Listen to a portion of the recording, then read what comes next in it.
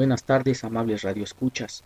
Mi nombre es Israel González Alarcón, soy ministro de Liberación y en esta tarde les estaré compartiendo un poco acerca del abuso infantil. Le quiero agradecer al pastor Enrique Wong por esta invitación que me hizo para compartir un poco de este polémico tema. Espero y sea de bendición para su vida. El tema se titula Los demonios y el abuso infantil. Saludos a todos los que nos sintonizan aquí en el Estado de México, parte de la República y algunos países donde pues llega esta transmisión. De las 6 puertas principales por las que los demonios se vinculan a las vidas de los seres humanos, tal vez la más corriente, horrible y destructiva sea el abuso infantil. Todo el mundo reconoce que esta clase de abuso es de lo más terrible y que si se prolonga durante un largo periodo de tiempo, dañará al niño para el resto de su vida. Los demonios aprovechan de este daño para sus fines perversos. El mundo espiritual conoce la historia del hombre como ningún historiador llegará jamás a conocerla, y la naturaleza humana mejor que pueda hacerlo nunca ningún psicólogo o psiquiatra.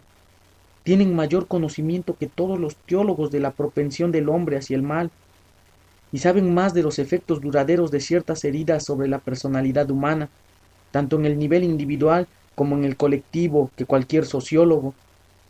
Con este conocimiento, los poderes demoníacos se han concentrado en la parte más baja de la naturaleza humana. Saben que el hombre tiene una insaciable inclinación a ejercer poder sobre los demás, en especial sobre los débiles, los desvalidos y los menos dotados. Con el poder viene la posición, las posesiones y el placer, meta final de la humanidad desenfrenada. El mundo espiritual sabe que los niños de hoy son los adultos del futuro, y que si logran explotar la tendencia que tiene el hombre a abusar de sus propios hijos, habrán causado el daño casi definitivo a la raza humana. Los espíritus malos, por tanto, están ciertamente siempre directa o indirectamente implicados en el abuso infantil.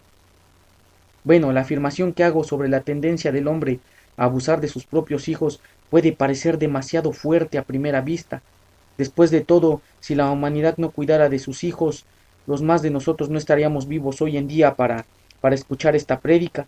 Sin embargo, ciertos estudios históricos y contemporáneos llevados a cabo revelan que los niños son el grupo humano más oprimido de la historia de la humanidad.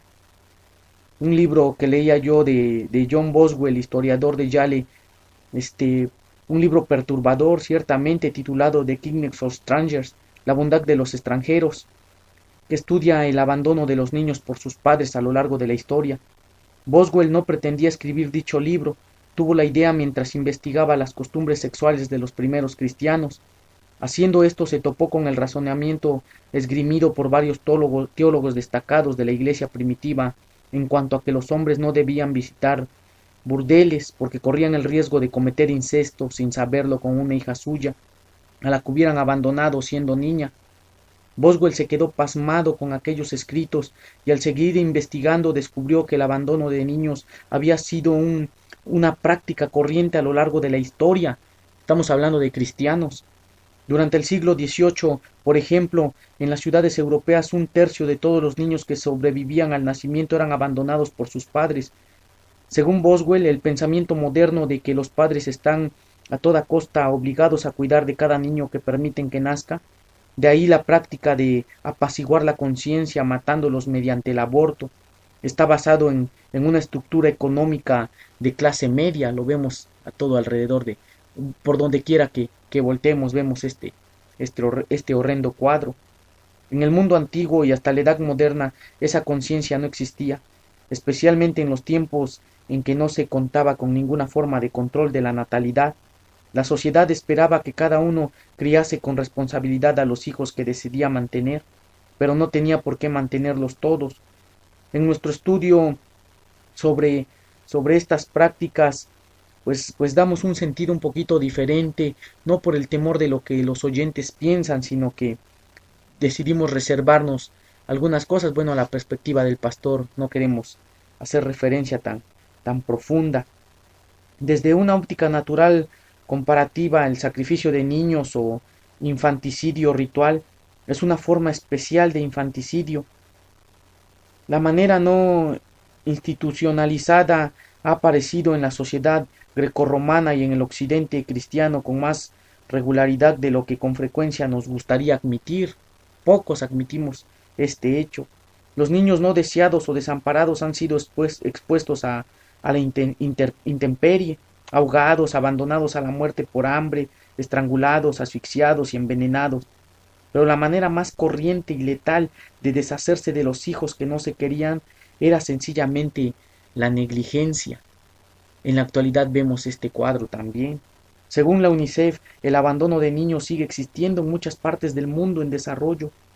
El artículo en una portada de cierta revista, el trabajo infantil, la difícil situación de los obreros más jóvenes del mundo, algo así era titulada esta revista, cuenta que los trabajadores de menor edad que hay en el mundo, 75 millones de niños, sacrifican su infancia en días interminables de un trabajo agotador.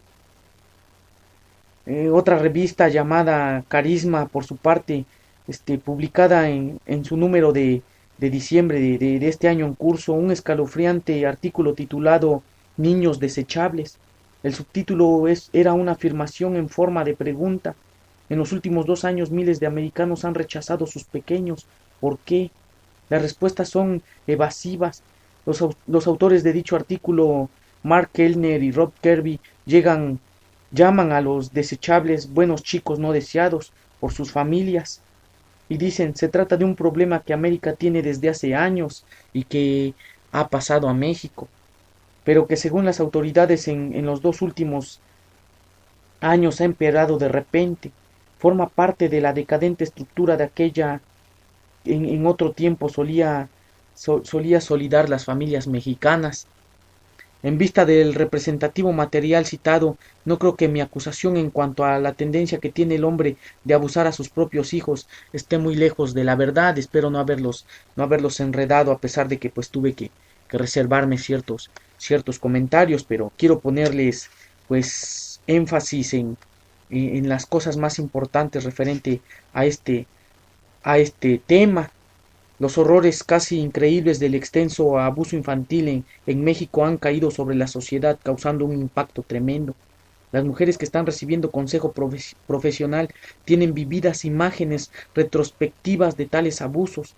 Por todas partes del país aparecen relatos de abuso sexual de niños en las guarderías, en los parques públicos, en las escuelas, en los casos que pasan en las televisiones, en los reality shows, o no sé cómo llamarle a esos programas que sacan familias en vivo.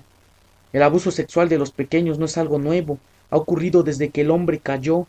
La literatura histórica se refiere al mismo, aunque por lo general de manera indirecta. En ella se habla de la esclavitud, sobre todo femenina, y a los matrimonios de niños, de la prostitución infantil, ritual y no ritual.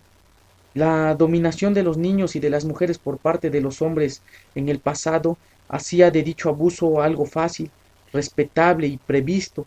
También eliminaba casi por completo la posibilidad de que la víctima encontrara protección o libertad de su esclavitud. Sin embargo, ese abuso sexual infantil que ha existido siempre en el mundo occidental ha aumentado muy rápido en los últimos años. Las causas principales de ello parecen ser el derrumbamiento de las normas éticas judeocristianas, la desintegración de la familia y la disolución general en materia del sexo que impregna nuestra cultura. Los materiales obscenos, la pornografía infantil y la influencia de una sexualidad explícita en los medios de comunicación han contribuido a la demencia sexual de nuestra sociedad. El rápido crecimiento del satanismo, la brujería y otros grupos ocultistas semejantes han añadido una dimensión nueva y horrible al abuso sexual infantil, algo inimaginable en el pasado. Alguien ha dicho que los niños constituyen los mayores dones de Dios para la humanidad. Jesús pronunció una bendición especial sobre ellos y sobre su infancia en Mateo 18 del 1 al 10, señalando pues varios puntos. El primero, los niños son el ejemplo para todos los que desean entrar en el reino de Dios, constituyen el modelo para los adultos y no al contrario, versículos del 1 al 3 de Mateo 18. En segunda es la persona humilde como un niño es mayor en el reino de los cielos, versículo 4. En tercero, cuando alguien recibe un niño en el nombre de Jesús, lo recibe a él, en el versículo 5. El pecado de herir a un niño es tan terrible que justifica la pena capital, versículo 6. Los tropiezos son inevitables, pero hay del que hace tropezar a un niño, versículos 7 y 9. Jamás debemos despreciar o tener en menos a uno de los pequeñitos de Dios, lo vemos en el versículo 10. Por último, sus ángeles en los cielos ven siempre el rostro de mi Padre que está en los cielos. El sitio de mayor intimidad familiar es estar siempre en la presencia de Dios, el Padre. Se atribuye a los dirigentes de la Iglesia Católica el haber dicho hace mucho tiempo: dadme un niño hasta que tenga 7 años de edad, después de eso puede tenerlo quien quiera. Los primeros 7 años de la vida de un niño son los más formativos. Si puede ser instruido para hacer la voluntad de Dios en esos años tempranos, raramente se apartará de modo definitivo de seguir al Señor. Hay sin embargo tristes excepciones a esto. Primera de Samuel, capítulo 8, versículo del 1 al 5, me parece. También existen muchas posibilidades de que si se le forma mal en los primeros años de su vida, el pequeño quede marcado para el resto de sus días. Qué terrible es, por tanto, cualquier trato dado a los niños que los haga tropezar, es decir, que los dañe para toda la vida. Si esto se aplica al abuso de los niños en general, el caso infantil en el terreno del sexo debe constituir una categoría en sí mismo. Obligar a un niño a someterse a cualquier actividad sexual es violar su infancia. El sexo no tiene nada que ver con el amor infantil. El único objeto de la explotación sexual de los pequeños es el placer de aquel que la lleva a cabo. Se utiliza a los niños de una manera antinatural para satisfacer las pasiones pervertidas y egoístas de los explotadores. No es extraño que resulte algo tan destructivo para los pequeños. Tenemos algunos datos sobre el abuso sexual de los niños. El 25 de agosto de 1985, el periódico, de cierto periódico, no puedo mencionar al aire el nombre de este periódico, publicó los resultados de una encuesta telefónica realizada entre mexicanos escogidos al azar sobre el tema del abuso sexual infantil. Dicha encuesta reveló que el 27% de las mujeres y el 16% de los hombres encuestados habían sufrido abusos sexuales siendo niños. El margen de error de la encuesta era del 3%. Según la encuesta, 2/3 de las víctimas eran niñas y el 93% de los que habían abusado de ellas eran hombres con una edad de 20 años por encima de las suyas. La edad más vulnerable son los 10 años. El 41% de los incidentes habían corrido a cargo de amigos y conocidos, el 27% de extraños y el 23% de familiares.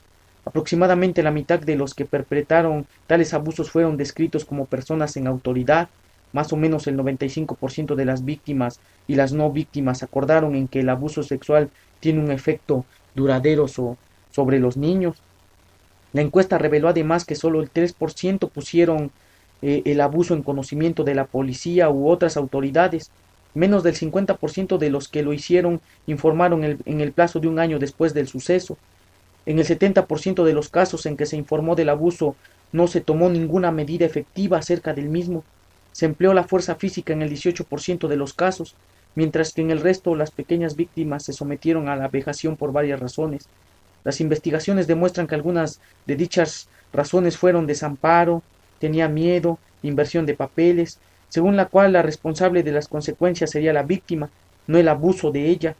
No quería que él tuviese problemas, no tener salida y acomodación, sentí que no había nadie quien pudiese pedir ayuda. Las víctimas infantiles no tienen más opción que someterse al abuso hasta que pueden lograr un poder superior al de sus explotadores. Este último punto es importante, se trata de una cuestión de poder. Los lastimados perpetradores de abusos, todos ellos son personas heridas, encuentran satisfacción sexual y apoyo para su ego solo en una situación que dominan por completo, y para lograrlo necesitan encontrar una víctima que no pueda resistirse a sus perversiones sexuales. En todo caso necesitan ayuda a ambas personas, la que recibió el abuso y la abusadora. He ministrado muchísimos casos de personas abusadas y de muchos abusadores. Todo queda en el margen se podría ver como una forma de profesionalismo, por eso queda en el anonimato, pero aún así pues estamos dispuestos a ayudar a todas esas personas. Bueno, pues esta es la primera parte de esta pequeña enseñanza aquí con el hermano. Espero y el día de mañana estén atentos. Vamos a estar por aquí en el Estado de México 4 días, lo cuales van a durar, este tema que es el abuso infantil. Muchas gracias y dejo el lugar a el pastor. Gracias, pastor. Pases.